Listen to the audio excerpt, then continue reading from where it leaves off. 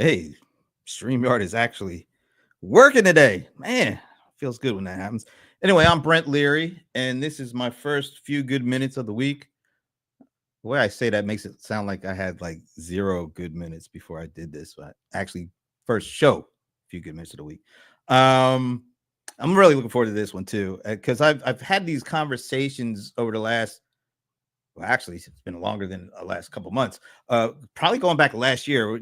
There's a lot of focus, a lot of thought around the idea of pricing models, and particularly in enterprise application software. And we've been on the subscription kick for when did Salesforce come out? Like 1999, about 25 years or so. But there's been a grumbling. Maybe the grumbling started, I don't know, when we started getting AWS with the consumption pricing stuff, and people seem to like that, but it's usually not at the enterprise application level. We've been pretty hardcore on how the subscription models have been going with that, but it seems like there's some I don't know, maybe a movement. I don't know, something is going on here. So I'm going to, before I introduce my guest, I'm going to walk you through why I'm really excited about this. So I'm going to go back to a clip I have from a conversation. I think this was last year with Bob Stutz. And for the Bob does a show with us. It's on hiatus at the moment, but we call it No BS with Bob. And if you've seen that show, you know why we call it No BS, besides his initials being BS. But he's been everywhere. He's been an executive. He's built applications in the CRM space going back to Siebel. I mean, he's worked at Microsoft. He's worked at Salesforce, SAP. So he's been on this, as he called it, a crusade for consumption-based pricing. So I'm just play a little clip of what Bob had to say. Advocating for consumption for 5 years. I have been like the lone voice talking about this because subscription is just another form of perpetual license at the end of the day. If you really are the best in what you do and you switch to a consumption model, yes, there's a time period where it's going to affect your revenue stream for a while until it builds. And I think if you have a great product and you go to a consumption-based model, I think you'll actually do better in the long run than with a subscription model. All right. And Bob is, like I said, he's been beating that drum for a while. So I think that was last year. And then maybe a month and a half ago, I started doing these conversations around the impact AI is having on enterprise applications. And then we start with the VC folks, VCs, PEs. I'm running out of acronyms, but great conversations. And one of those conversations is this group with Scott Beachuk from Norwest Venture Partners, Alex Bard from Redpoint Ventures, and as we like to call him, the Golden Smog of CRM, Anand Thakur. He's also an angel investor. And so I asked about their thoughts on this subject, and this is what they had to say.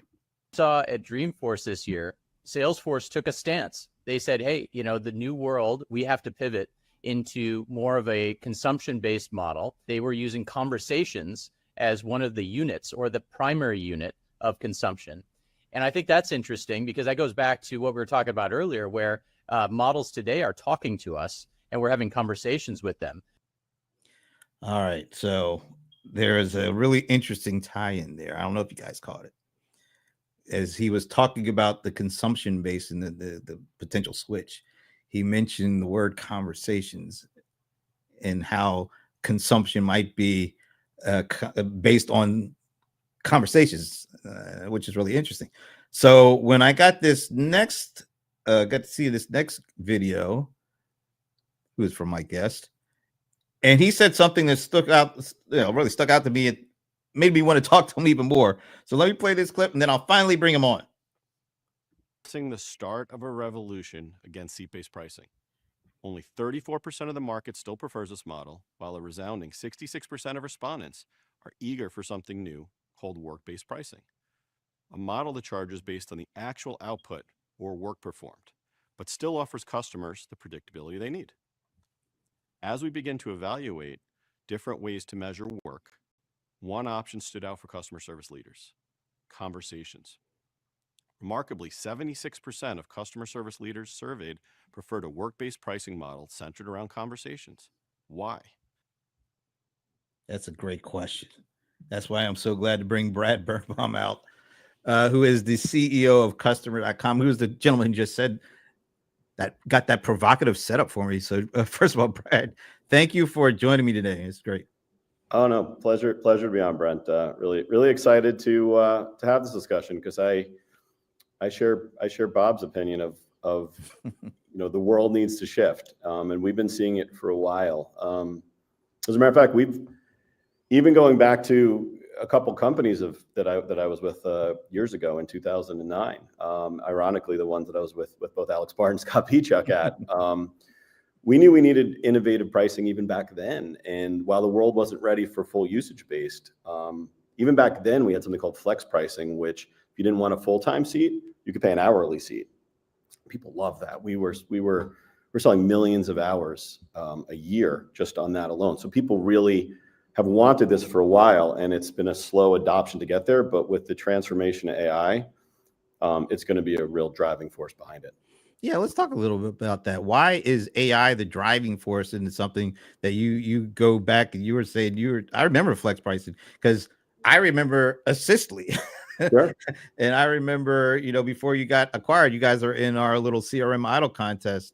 So I definitely remember that. And I remember the flex pricing, but it was a great idea back then.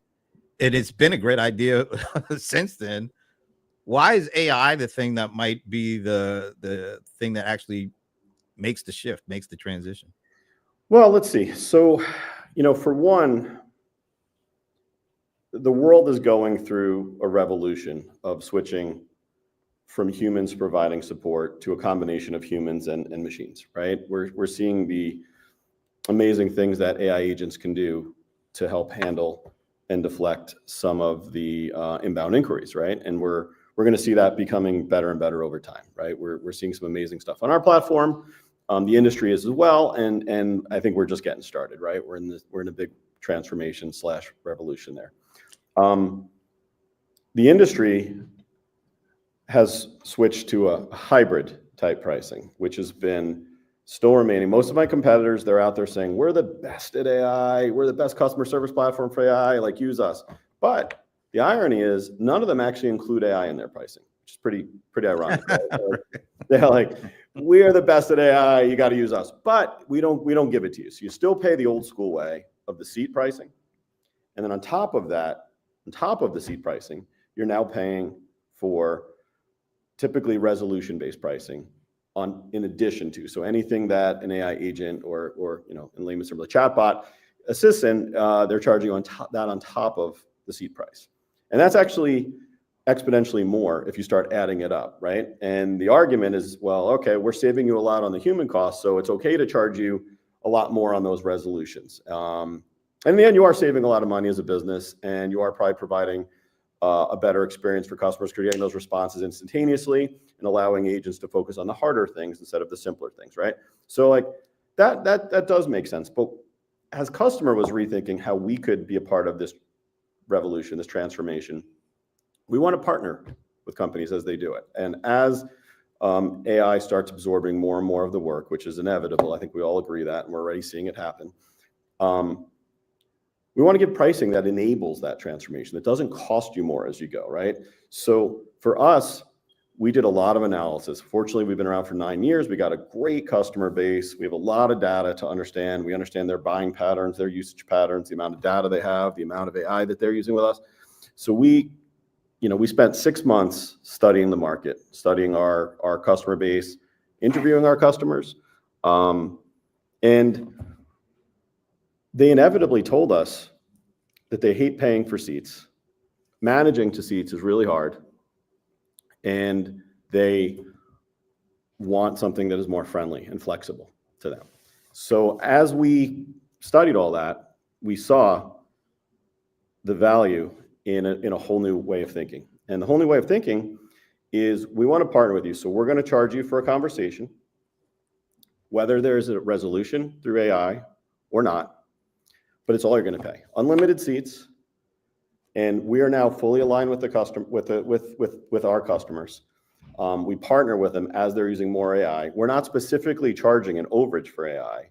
And as more AI weaves into our platform, as we have more AI, what we call AI for reps, AI for supervisors, AI for reporting, like as we do more and more, we're not going to actually charge you more of that. That is inclusive in our platform fees. And that is actually truly transformative. And it's been really well received. Customers they're going through this mind shift of like, all right, I used to pay a fixed price for seats, and now it's slightly variable, but most of them are truly able to predict the number of conversations they're going to have in a year. They understand their businesses quite well, and they are able to model it and come up with a fair commitment to us that works for them.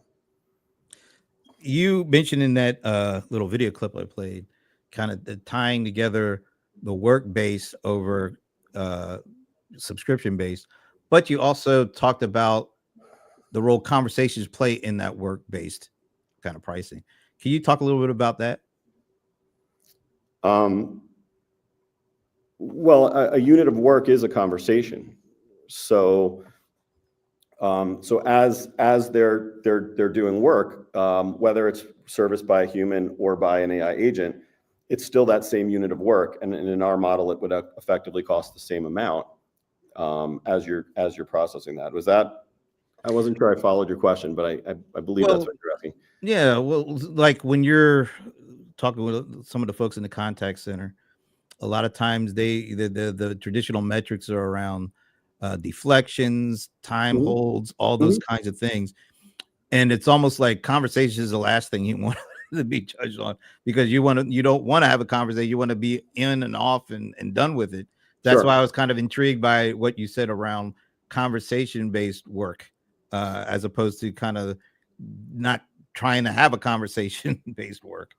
Well, you need to service your customers with whatever open item or inquiry they have, right? Whether it be in an automated fashion or through a human, right? That still needs to be solved.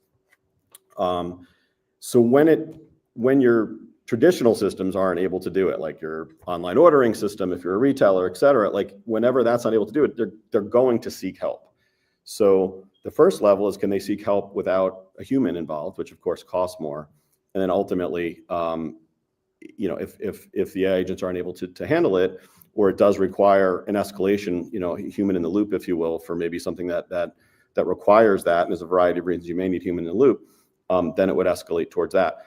But people are still going to need assistance, right? We all aspire to make our systems better and smarter and think for you and maybe not need assistance, but nobody solved that yet. Like every website you go to, every company you do business with, sometimes you need assistance, right? Like the traditional path doesn't always work for you, right?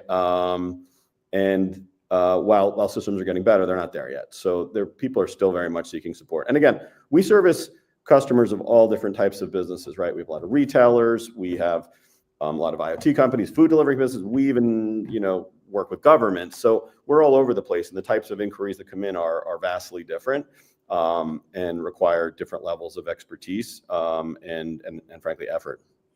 So I want to get to my buddy Alan's question around, have you identified new metrics? But before you answer that, maybe let's take a step back. Tell us a little bit more about Kustomer, because I know you guys have been around for a while. Maybe a lot of folks remember that you got acquired by, at the time, I guess it was Facebook, now it's Meta. Sure. And now you're back out on your own.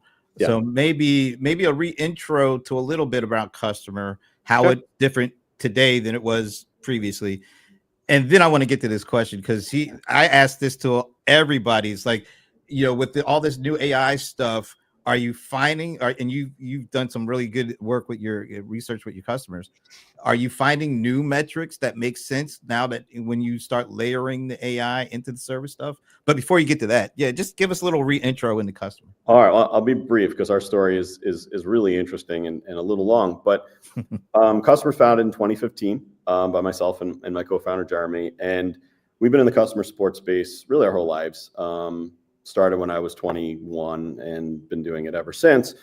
But we saw an opportunity in 2015 to kind of reimagine the space. We saw an opportunity to combine amazing omnichannel experiences, and like, to double click on omnichannel, it's a word everybody uses, but I don't know if everybody has the same definition.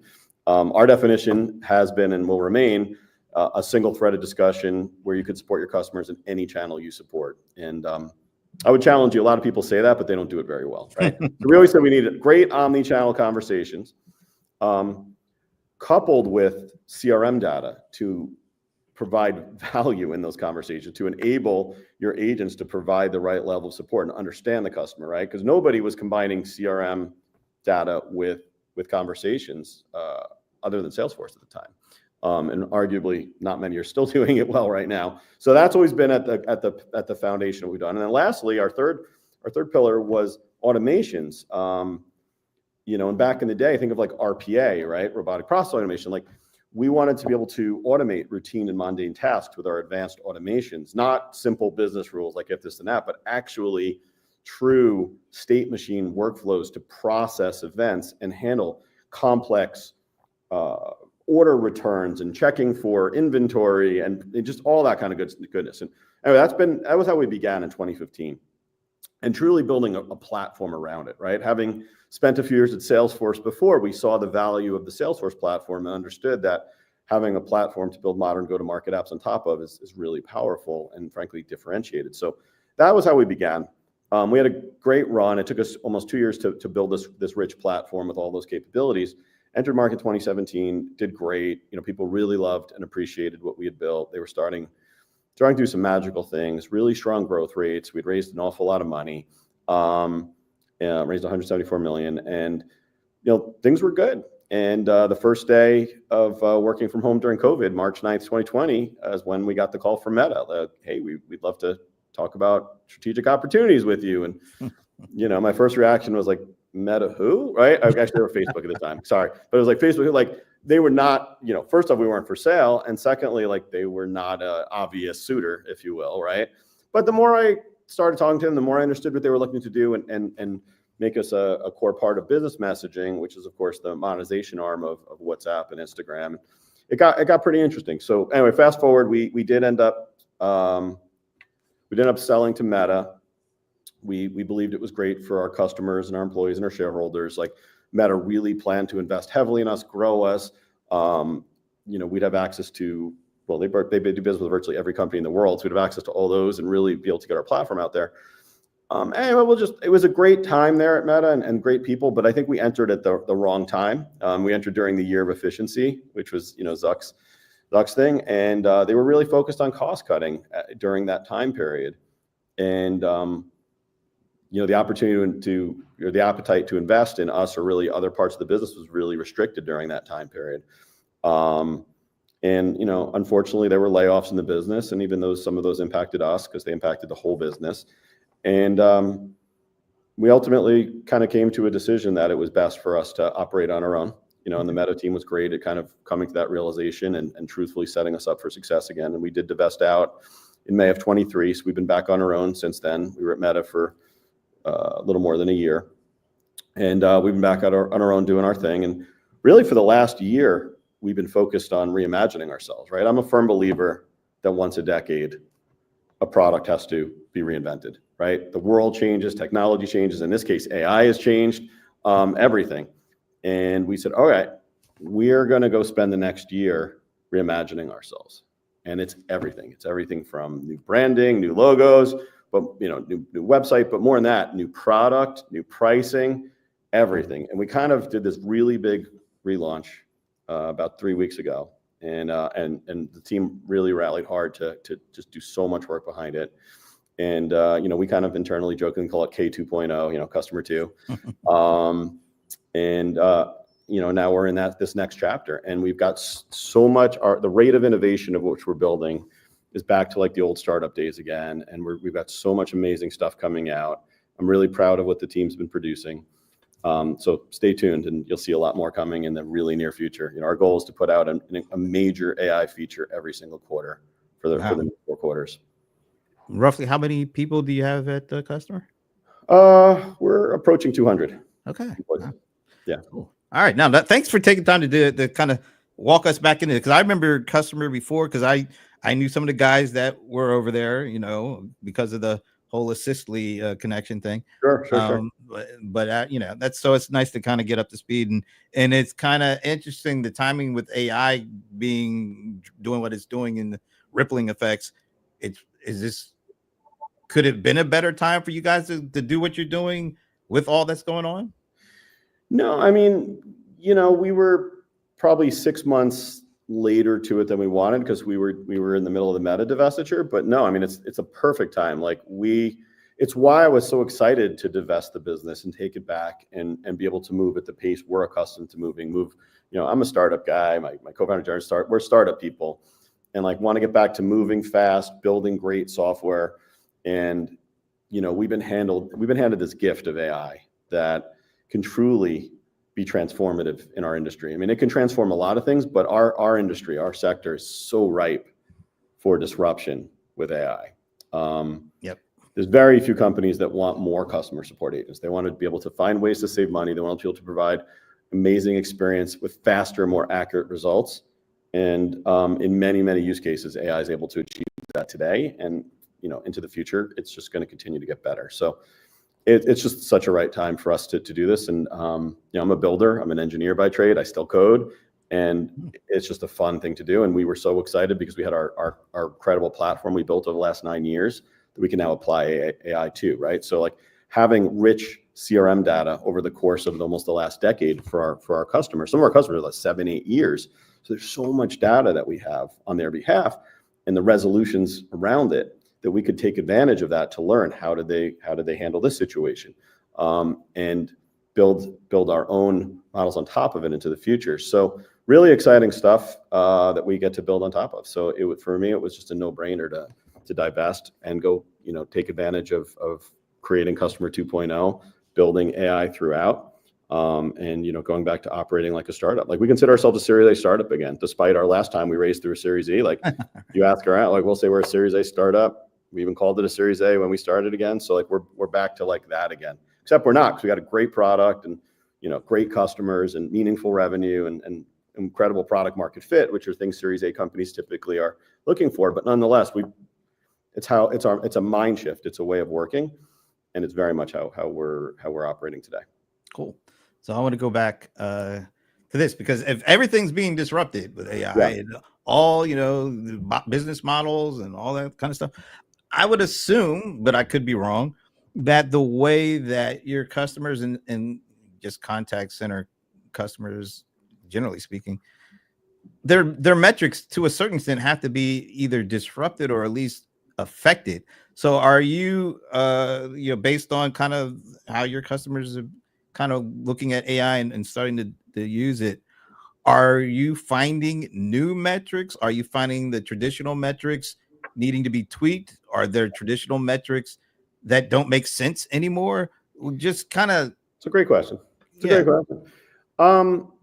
I mean, the primary metric everybody's looking at is how much, what resolution rate are you able to handle with AI agents today, right? Like that's the most obvious one. And, we're seeing customers hit incredibly high numbers. So yeah, no, that's a given. That's the most obvious one. But new metrics that are going to come up are like AI agents. Like we're all using similar models under the covers, right? And sometimes we're like, all right, it's taking 2.9 seconds to get the response out of it, which is long, right? You want, we're like you and I are talking, we're talking like this, right? So like sometimes when it takes long, so now all of a sudden we're looking at things like how long does it take to generate the response, the accuracy of the response. There's a couple of new types of metrics that are going to surface, because you want it to feel as human as possible. And voice is a great example of that. So we recently rolled out a native voice channel, which we're very proud of. We kind of didn't make a big deal about it because we wanted to roll it out with our relaunch last October, because we rolled out AI voice on top of it. And that's actually really, really magical. But AI voice needs to be a really, really fluid discussion. So, you need to be speaking in as real time as possible, understanding things like intonations and such. So as we're moving more towards experiences that mimic real life, real human communications, there's going to be new metrics that come out, and it's going to be, speed is huge. Speed is going to be very important, in my opinion. Other metrics that'll become less interesting, like average handle time. Like with AI, you're going to always have, pretty much immediate average handle time, right? So like that metric will mostly go away. There'll be other new metrics that'll surface, like what percentage of your conversations require a human in the loop, and why, right? Like, why did you need a human in the loop? Did you need it because a guardrail was hit? Did you need it because somebody was trying to return a $50,000 item and it's too expensive and it needs a human to verify that it should happen? Is a human in loop simply because, it can't, the AI agents aren't able to process the request well, and they just need a human to jump in. So like the why is another item that'll come up. So there will be new metrics. Those are just a few that come to mind right now, and some of the ones we're wrestling with and grappling with and integrating to our product, but there'll be more as this evolves. I know we're getting close to stop time here, but during the beginning of the year, all the talk, I went to a lot of different events and things, and a lot of the talk was centered around co-pilots and bots and AI assistants. As we got to the end of the year, it's been all about agentic AI agents. We even got Agent Force now. Mhm. So where do you think all the agentic AI stuff fits in, particularly from the human in the loop perspective of, human in the loop right now? It feels like it's still AI helping the agent, but are we getting closer and closer to it be more like AI is in charge and the human in the loop is kind of the side secondary kind of thing? Or is that where we're heading? I think we're there. Oh, I don't know if we're heading there. Like, I mean, it depends on your use cases, but a lot of our customers are seeing some really early incredible results with our AI agent platform. It's clearly next gen to the previous versions that we and others have had. Like, we just published a stat of Wari, who's one of our customers, the athleisure brand, and they make great clothing.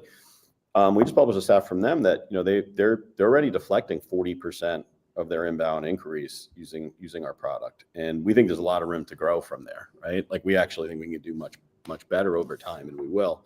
But imagine just 40% of your contact center is serviced through AI agents right now. So the way we see the world is there's going to be a large amount of inbound inquiries, of inbound conversations that are handled through what we call AI agents for customers, effectively a chatbot, a super chatbot that is powered by our team of AI agents. We actually have a team approach, so our team of AI agents. But what we're building is AI agents for representatives, which is using that same rich platform that we've been building for the past year and applying it to the agent desktop. And we're building an entirely new agent desktop, starting from scratch, because AI can help you think about what it is that you need to see and tell you what information is relevant to help you discern how to support that customer properly, right? Like, our big thing at Kustomer has been, we are a CRM platform. We possess a lot of data. Our customers all do tight integrations with us and give us a lot of CRM data to provide those rich support experiences. So there's a lot of data that in Kustomer 1.0 that we are showing, and we call it the timeline. You can see so much information about the customer and their experiences and their journey with you. But as we're moving towards an AI agent for reps, meaning the agent desktop, you don't want to see everything. You want to see what's important, and AI can help you figure that out, right? And then the same is going to be true for AI agent for supervisors, because again, we think there's a world where one human could actually be supervising a large team, a large group of AI agents doing the work. So we see that world starting to happen too, and drive towards that. And then lastly, analytics and reporting. Like, let our AI agents use the same data we have and surface the anomalies, tell you what data you need to see. We all have tons and tons of great data for reports, right? We've got a great analytics engine, both real time and historical, and you've got to know what to look for. But why? Most of the data is in line. You want to be told what you should be looking for, right? What's important for you to know? Where are your anomalies? Where are your problems? Where are your opportunities for improvement? That's what you want to be surfacing in your reporting platform, not just like looking at the same charts you always look at when things are generally status quo. You want it to think for you and tell you what you need to know. And that's where we see it going. And I'm really excited about the future, because I think it's going to be a very different world in the next couple of years as it relates to the customer support. Hey, Brad, this has been great. One last question. What are we going to see next year that maybe people aren't necessarily looking for right now? I just gave you a couple examples. I sort of So gave you a that's all little next glimpse. year. That's Yeah, I okay. just gave you a little glimpse into what we're working on. What about the voice So, stuff? Good. Do you think by next year voice is going to be commonplace? yeah, I mean, we think voice is going to become a increasingly more prevalent channel once again. Because voice used to always be the most costly channel for companies to provide.